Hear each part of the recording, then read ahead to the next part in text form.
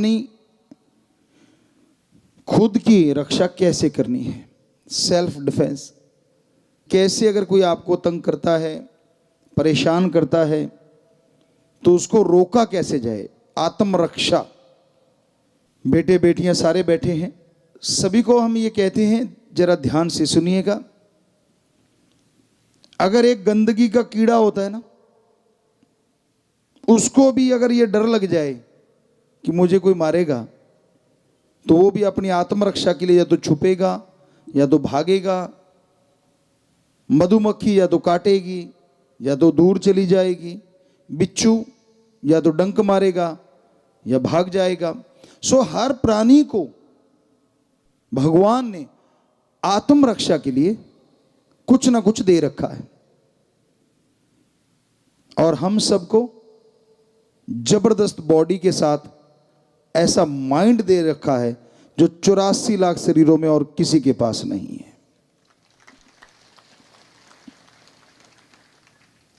इस माइंड में हिंसा नहीं होनी चाहिए, लेकिन कोई आप पे अटैक करता है, खास करके बेटियां, तो इसका मतलब ये नहीं होना चाहिए कि आप अबला हैं, आप सबला बनना है। आपके अंदर मजबूती होनी चाहिए। तो हमने ये स्कूल इसीलिए गुरुकुल की तरह बनाए थे, और कोशिश करेंगे, अगर बच्चे चाहेंगे, हमारी बेटियां, तो आज अचानक अभी अभी जस्ट ख्याल आया है, जब हम लोग पढ़ा करते थे तो हमारे वहाँ शुरुआत होती थी स्कूल में, पीटी वगैरह करवाया करते थे, यानी एक एक्सरसाइज ऐसी नहीं जिससे पसीने आ जाएं, ऐसी जिससे हर बच्चा मजबूत हो जाए।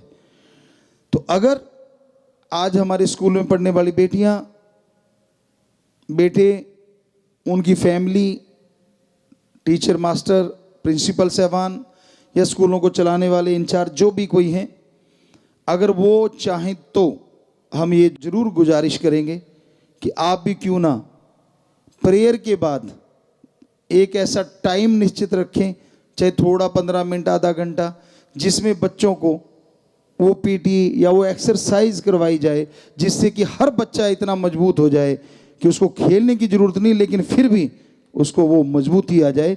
अगर आप लोग लागू करना चाहें तो हम आपको बहुत बहुत आशीर्वाद देंगे। बेटियों ने तो हाथ खड़े किए, बच्चे, स्कूल के बच्चे खास करके, और सारे ही चाह रहे हैं, या और स्कूलों में भी करवा सकते हैं, यहाँ हमारी बेटियाँ चला रही हैं, बेटे चला रहे हैं स्कूलों को, तो हमारे वालों में तो जरूर 100% अगर कर पाओ तो जरूर करो। बच्चे तो तैयार हैं, बच्चों ने तो हाथ खड़े कर रखे, बेटे बेटियों ने। सो जोर से नारा लगा के हाथ नीचे कर लो, मालिक बहुत खुशियाँ थी।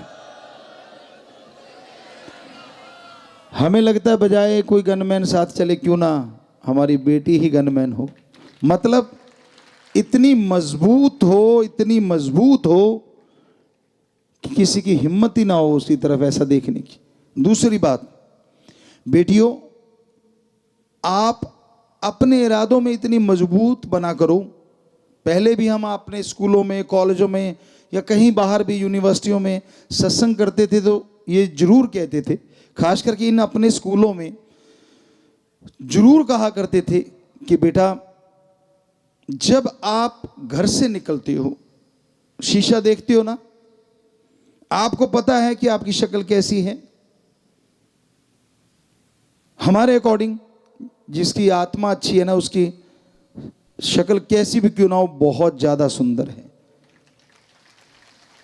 जो अच्छे नेक कर्म करते हैं वो अति सुंदर हैं, और जो गुरुमंत्र से जुड़े हैं वो बेइंतहा सुंदर है, चाहे वो बेटा है चाहे बेटी है। सो वहीं पे आते हैं, जैसे ही आप घर से निकलते हैं, शीशा तो हर कोई देखता है, बेटे भी देखते हैं, बेटियां भी।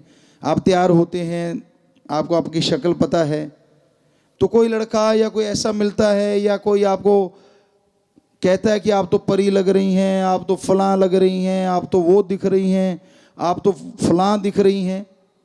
बेटा, वो आपको बहलाना चाहता है, वो आपको यूज एंड थ्रो करना चाहता है, और कोई नहीं, आपका वही चेहरा है जो आपने शीशे में देखा था, उसमें कोई परिवर्तन नहीं आया।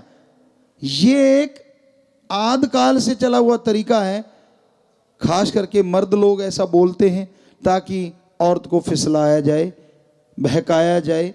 तो बिटिया, आप हमारी बेटियां हैं, ये आपसे जरूर चाहते हैं कि किसी की बातों में, किसी के बहकावों में मत आया करो।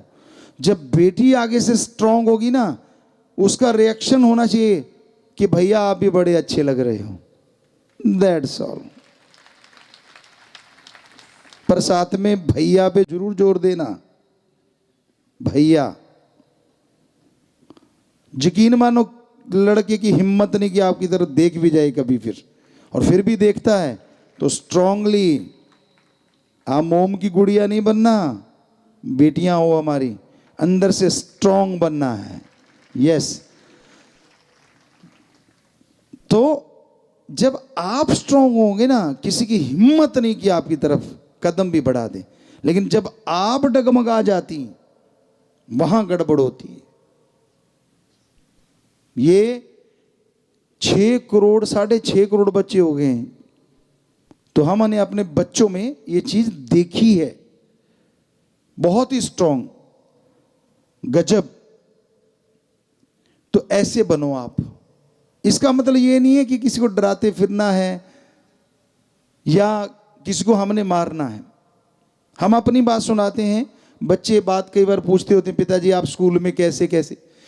उन टाइमों में हमें नहीं पता कैसा सिस्टम था, आजकल तो स्कूलों में दिखता ही नहीं। स्पेशली मार्शल आर्ट सिखाने आते थे, हाथों को मजबूत करने के लिए स्पेशली क्लासें लगती थी मार्शल आर्ट की। वो आया करते थे महीने में या 6 महीने में 2 बार 3 बार। तो वो आके सिखा के जाते थे लड़कों को, लड़कियों को कागज के फूल कैसे बनाने हैं, आर्ट एंड क्राफ्ट कह लो आज के अकॉर्डिंग। तो वो सिखाने आया करते थे। सो मतलब ऐसी चीजें बड़ी चला करती थी, कैसे हाथ को मजबूत करना है। और राम जी की कृपा से हमें जुनून हो जाता था, आज भी है। हमने जन्म के बाद कभी भी कोई बुरा कर्म ना सोचा ना करा, और ना ही बुराई सीखने की कोशिश करी। लेकिन अच्छा काम, चाहे वो दुनियावी रूहानी, तो परमपिता जी ने परफेक्ट कर ही दिया, उनकी बॉडी है। पर आज भी दुनियावी अच्छा काम, चाहे वो बेटी को आता हो, चाहे वो बेटे को आता हो, आज भी हम स्टूडेंट हैं। अगर कोई करता दिख गया ना और हमें ना आता हुआ, तो हमें होता है कि अच्छा इसको देख लिया करते, वो काम हम ज्यों का त्यों लगभग 99.9% कर सकते हैं, क्योंकि आज भी हम स्टूडेंट हैं। तो ऐसे हर किसी को स्टूडेंट रहना चाहिए। तो हमने वो जैसे मार्शल आर्ट वाले आए और उन्होंने बताया, तो हमने तो वो शुरू कर दिया काम। वो कहने लगे जी ऐसे आप प्लेट तोड़ सकते हो पत्थर की। वो तो आपने शायद वीडियो भी देखा होगा एक, जिसमें हमने कई प्लेटें तोड़ते हैं हाथ से, आश्रम में आके भी तोड़ी थी।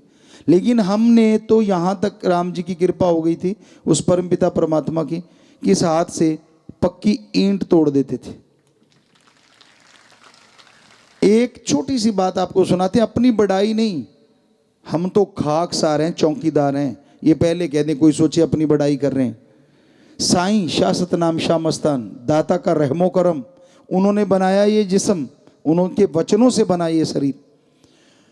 तो हाथ इतना ज्यादा, ये राइट हैंड मजबूत हो गया था कि एक बार एक हमारे टेलर रहा करते थे, बहुत पहले, 2 रहे हैं, एक पहले रहता था, उनकी बात करते हैं, पंजाब साइड से थे। तो हमने ईंट तोड़ी, उनको पता चला था कि हाँ ऐसा है। तो एक मशीन थी, उसका कंपनी का नाम भी हमारे ख्याल में, लेकिन नहीं बोलते, कल को कोई ऐसे कहेगा ये तो उसकी मशहूरी कर रहे हैं गुरुजी। तो कपड़े सिलने वाली मशीन, पुराने टाइम की, देगी टाइप होती थी, बड़ी मोटी सी होती थी। तो हम वैसे बातें कर रहे थे हंसते हंसते, वो मैं कहने लगा यार तू ईंट तो तोड़ देता है, क्या तू मेरी मशीन तोड़ देगा? हमने कहा यार 3 मौके चाहिए, क्योंकि देगी और मोटी है, दिखने में दिख रहा था कि हाँ काफी। हमने कहा 3 मौके चाहिए। कहता पक्का। हमने कहा चीखना मत, कहता नहीं चीखता। तो यंग एज थी, और हमने को यहाँ पे ऊपर उसके ना एक ऐसे तार सी लगी, मान लो कील लगा होता था जिसके ऊपर वो रील चढ़ती थी धागे वाली। तो हमने कहा इसको खोल दे, इस पे थोड़ी ना मारेंगे हम हाथ। उसको वो खुल जाती थी कई मशीनों की, तो वो खुल गई, साइड में रख दी। तो हमने मतलब ये नहीं कि परमपिता याद किया, वो तो उनके शरीर है, उससे तो फिर हवा से भी कर सकते हैं, लेकिन नहीं, एज ए ह्यूमन बीइंग। तो हमने हाथ को पहले गर्म किया ऐसे, और गर्म करके पहला मारा तो हल्का सा कुछ रंग में लगा परिवर्तन, और जब ये लगा जोर से और दूसरा मारा तो जैसे किसान बैठे होंगे यहाँ, खेत में खरबूजा खखड़ी होती है, फूट खकड़ी भी कहते हैं उसे, तो वो जैसे फट जाती है ना, तो ऐसे तरेने छोड़ गई मशीन ऊपर से जब दूसरा मारा।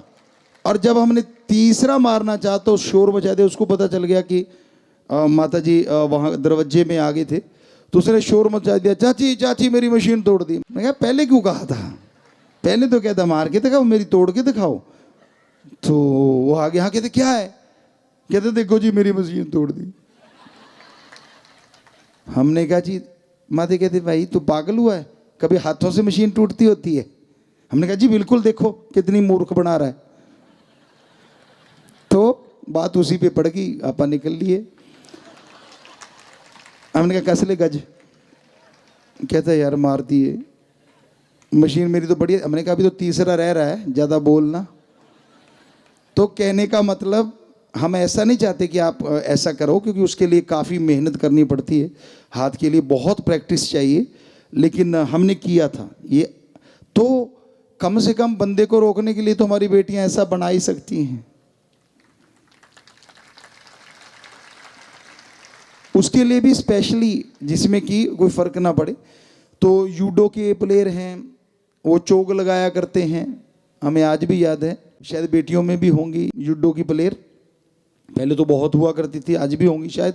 तो वो चोग लगाते हैं एक, तो अगर बेटियों को वो ट्रेंड कर दें, चोग लगाते आदमी कुछ सेकंड के लिए बेहोशी की हालत में चला जाता है, कुछ नहीं करना होता, कॉलर से ही चोग लग जाती।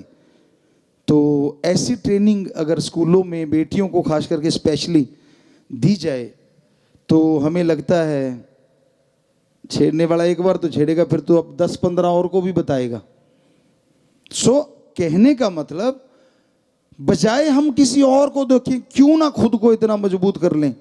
जब मालिक ने शरीर दिया, एक दिन इसने जल जाना है, बालों ने घास की तरह, हड्डियों ने लकड़ी की तरह, कुछ सामान बचेगा वो कहीं दबा दिया जाएगा। तो क्यों ना जब तक जिंदा इस बॉडी को ऐसा करके रखें टिट फिट। तो ये चाहते हैं हम, बेटों से भी बेटियों से भी। तो इसलिए ये स्कूलों में कहा है। तो आज दिन क्योंकि उसी पे है कि जो वायलेंस किए जाते हैं, तो बॉडी फिट रखना बेहद ज़रूरी है बेटा, बेटियों को खास करके आज हम कहना चाह रहे हैं।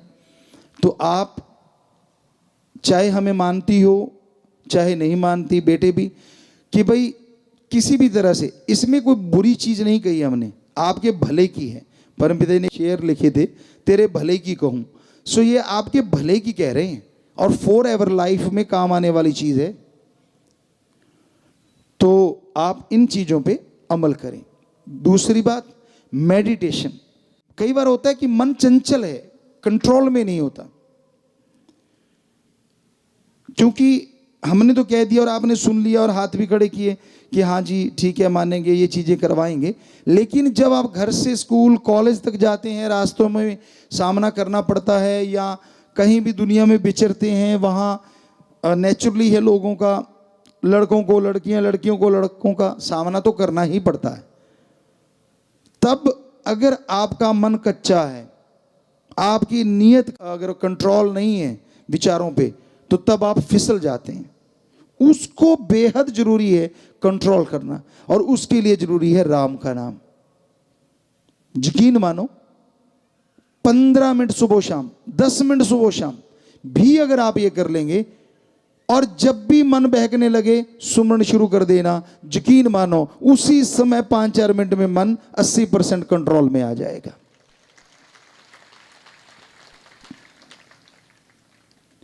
बेटियों का आज का वो दिन मनाया जा रहा है, तो उसके अकॉर्डिंग आपको समझाया है।